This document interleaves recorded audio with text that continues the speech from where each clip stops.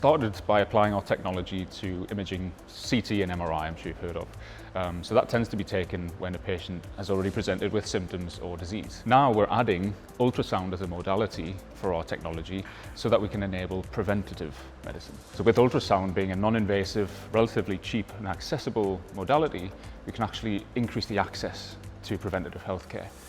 Because we can use that modality with our AI, we can empower healthcare professionals in the community to actually scan people preventatively, identify disease early, so early diagnosis means improved intervention and ultimately improved patient outcomes. Most diseases, but cardiovascular diseases as well, is largely informed by clinical guidelines.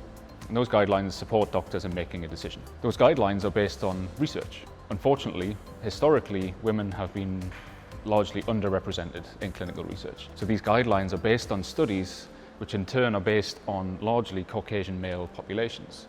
Our technology removes that kind of bias by considering just objectively the measurements in that individual patient. And because one of the features of our tool is to track that patient's disease over time, that's a far more personalised management and surveillance of that patient.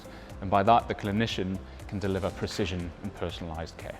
What's really important from a technology perspective is that we begin to empower the use of data so that we can understand when women are presenting, what's happening to them, what investigations are they getting done, what are their outcomes like, and it's that clinical piece and the post-market kind of clinical deployment that I think makes a big difference, because it's the real world. And then if you begin to look at socioeconomic and the ethnicity inequalities, again, unless we have that data, we don't know how we're underserving them. And that's something that it's very hard on an individual level for clinicians to understand. So data and technology has to be the future that will allow us to better personalise medicine in an ever-increasing healthcare environment. So we actively track the diversity, both geographically and in gender and cultural background and demographics, when selecting the data that we use to train our AI.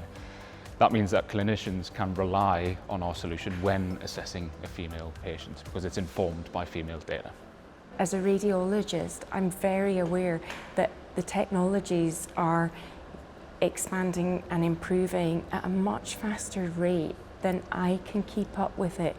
And already we see that clinicians have become more and more subspecialist, and that means that we work more and more in individual areas of expertise, but patients don't conform to those boundaries. It will be really important for us to just see that those technologies become embedded in part of our clinical practice, help us understand things a bit better, and really move forward in that sort of patient-centred treatment. So AIATELLA could definitely be considered as an equalising innovation.